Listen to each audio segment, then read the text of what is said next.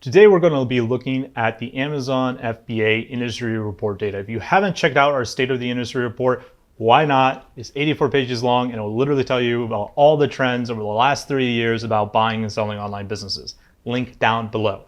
But in this video, we're going to be taking a deep dive in what our data told us about how to sell or buy an Amazon FBA business between $500,000 all the way up to $1 million. Let's get into it.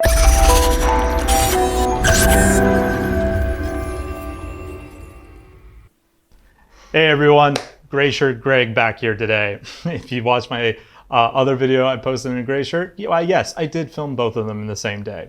You're welcome.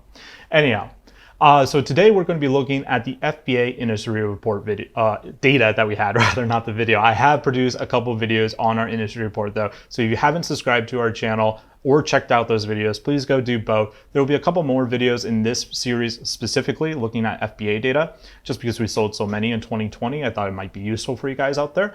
But today we are looking just at the $500,000 up to $1 million pricing range. And this is a very interesting segment of the market actually, because it is in a sense one of the hardest pricing tiers to actually sell in, but that difficulty to sell presents opportunities if you're a buyer. So let's get into why that is. So first, let's look at some of the data. So in 2020, we sold 8 Amazon FBA businesses in this pricing tier.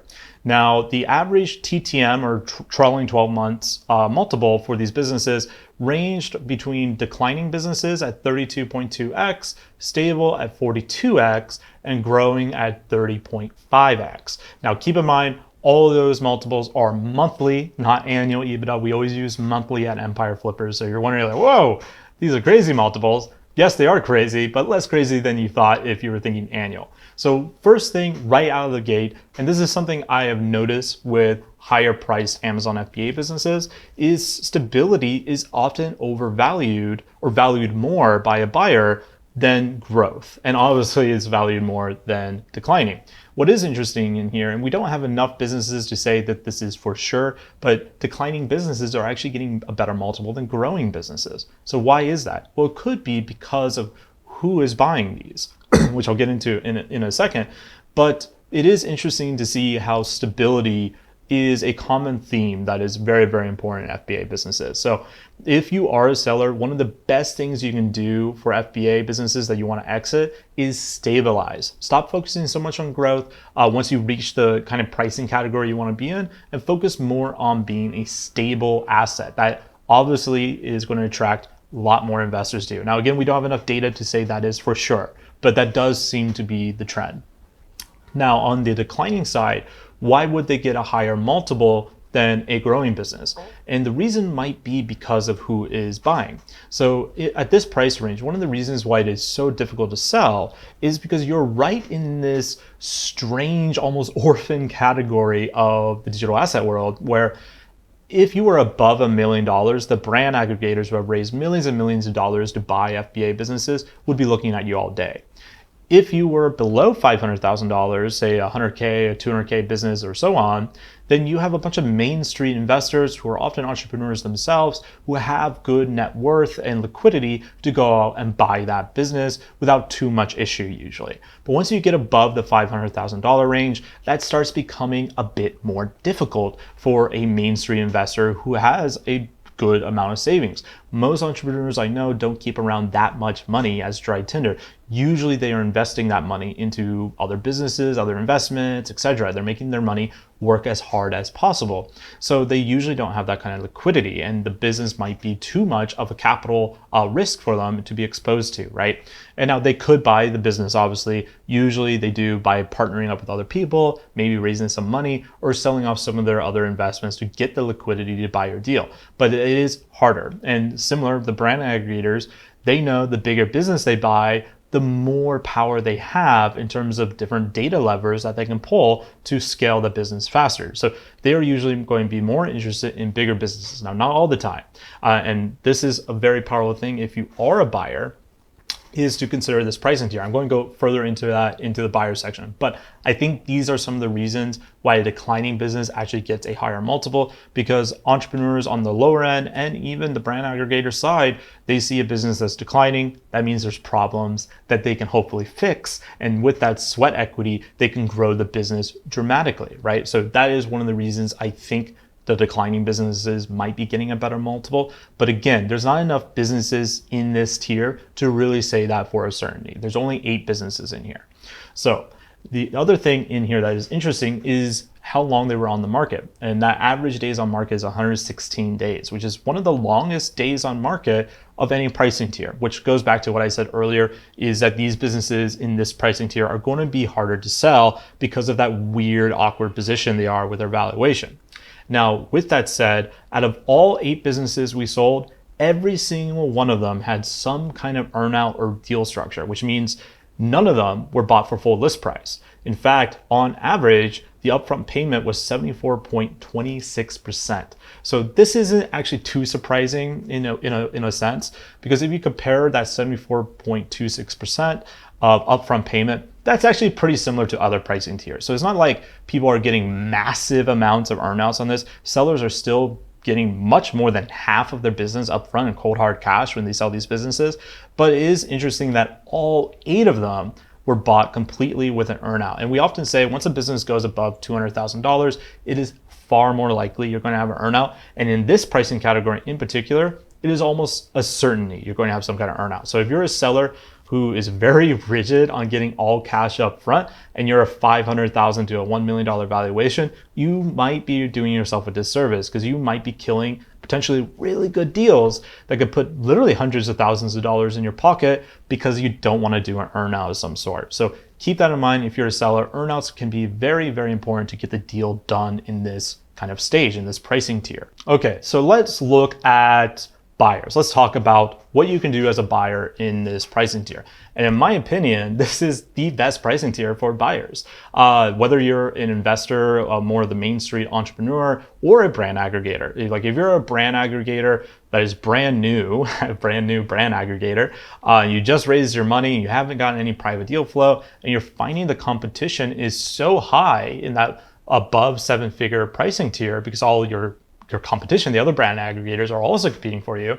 One thing you can do is just go down one notch to the $500,000 to $1 million price range. Yes, you're not going to be able to scale as fast, but you're also dealing with way less buyer competition typically, and that can help you get ahead, get your first few deals as a brand aggregator under your belt.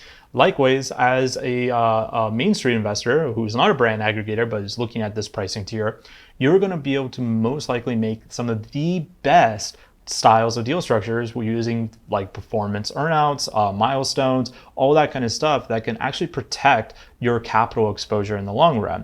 And because of the earnout, where you're basically buying almost a third of the business without having to get, or buying the business with a third of the list price gone because you did the earnout, that can really help you protect your capital. That can help you, especially if the earnout structure keeps the seller with you for a little bit longer, and the seller's also bought in because of the performance agreement. Of course, they want to get paid. They want to get paid their full sales price, right? So this is a good way to keep that talent with you for a little bit longer as you set up your whole system and minimize your own capital risk. So if the revenue or net profit falls below a certain range, maybe you don't pay the earnout for that month. It has to meet certain requirements for that seller to get paid. So this is a great way for you to protect your capital because it gets the seller on board with you. Obviously, the seller is probably not going to take the deal if they don't think it's possible, if they don't believe in you. So that's a good sign. But this is a great way to help you get into these bigger businesses and get some of that natural talent that built the business from scratch.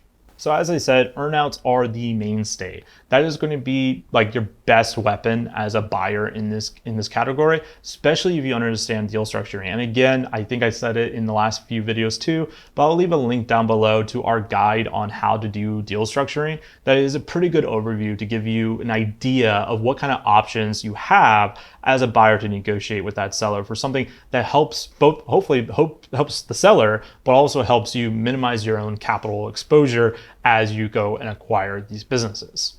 One final thing here, and this is again why I think declining businesses might be getting a higher multiple than the growing businesses, is the opportunity the buyer has to flip a declining business in this pricing tier. So if you buy a declining business in the $500,000 to $1 million range, and there is like real problems with the business, but you understand how to fix them, that can be an amazing buy, because you can buy it for 32.2x. And then once you stabilize that business, you have potentially the opportunity of selling for 42x. That is 10x more than what you bought it for. You're literally 10xing your business by turning a declining business into a stable Amazon FBA asset within this pricing tier. Now, is that a guarantee? Absolutely not. But there is some signs here that buyers want stability. So there is a flipping opportunity here where you can do that spread, that margin, buy a business that is declining, has those mistakes, go and fix them, and then say 6 months to 18 months down the road, you might be able to sell it for a significantly higher multiple because it is now considered a stable asset. So keep that in mind. This is a very interesting pricing tier for buyers. There's a lot of opportunity here if you understand how to set up deal structuring, if you understand the business model well enough, and all that kind of good stuff. But what about sellers? If you are a seller, you're probably thinking, man, this all sounds real bad for me, right? Well, let's talk about it. So the first thing as a seller in the $500,000 to $1 million range you need to be aware of is just being patient. And this is something I see sellers kind of, mess themselves up with, is they're too impatient.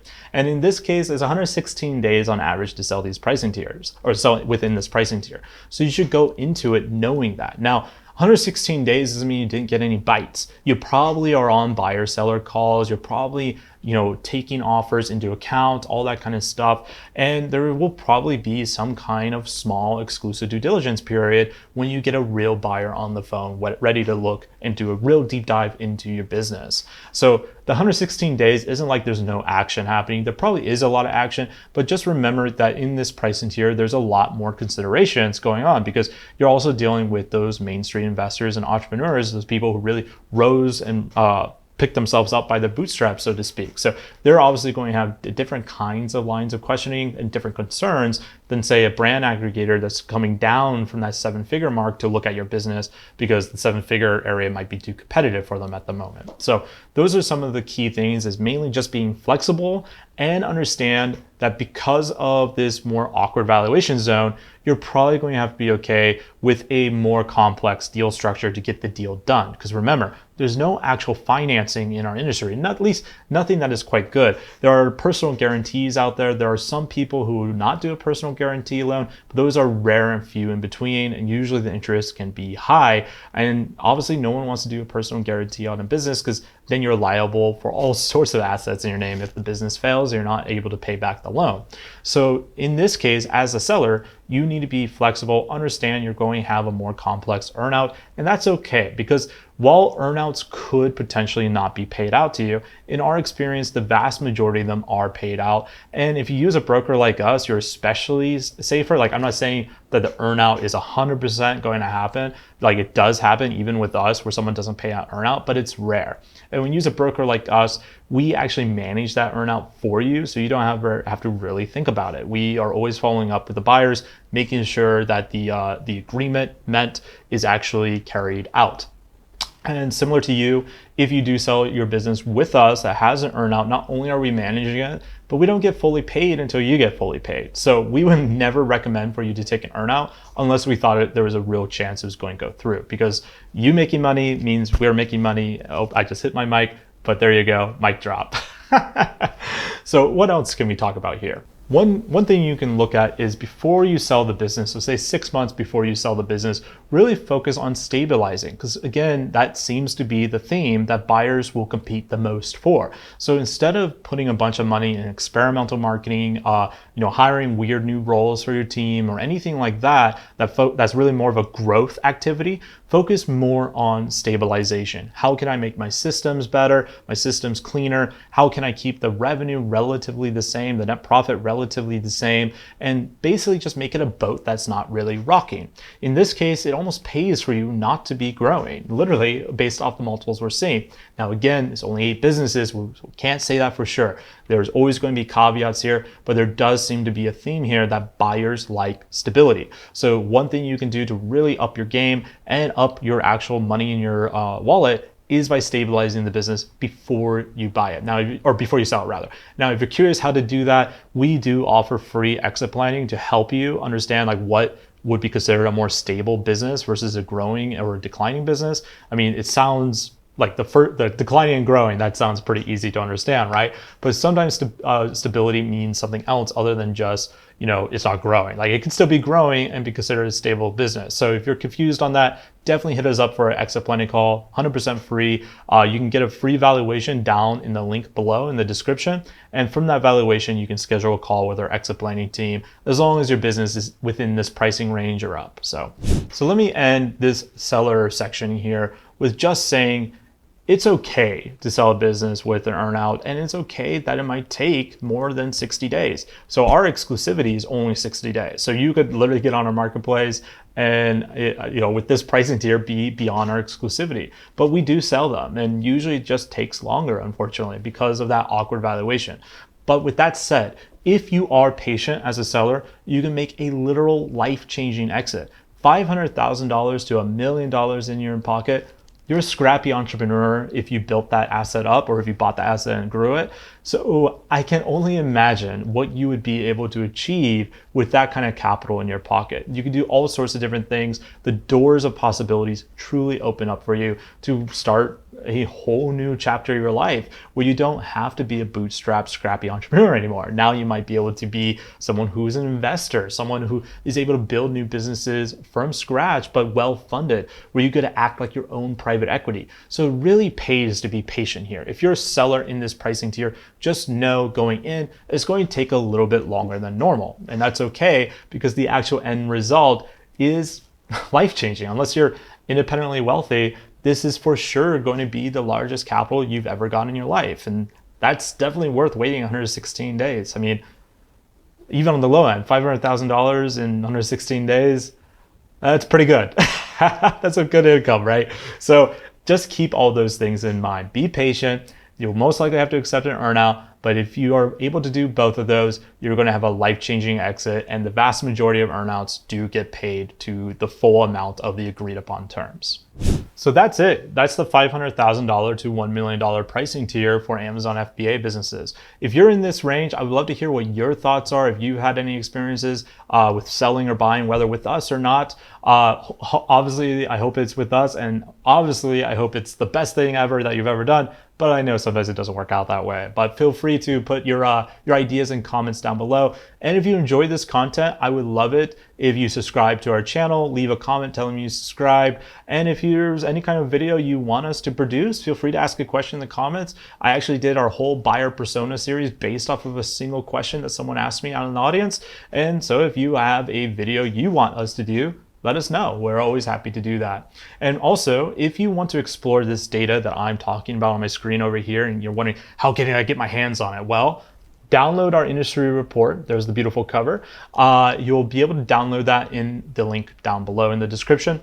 And that report really covers everything, not just Amazon FBA. It covers content sites, SaaS, e-commerce, all that good stuff, all wrapped into a beautifully packaged 84-page read that you'll be able to enjoy over your coffee as you make your next brilliant business move. So this is Greg, and I hope you guys are doing well. If you enjoyed the video, again, I love it if you like and subscribe. Talk to you later. Bye.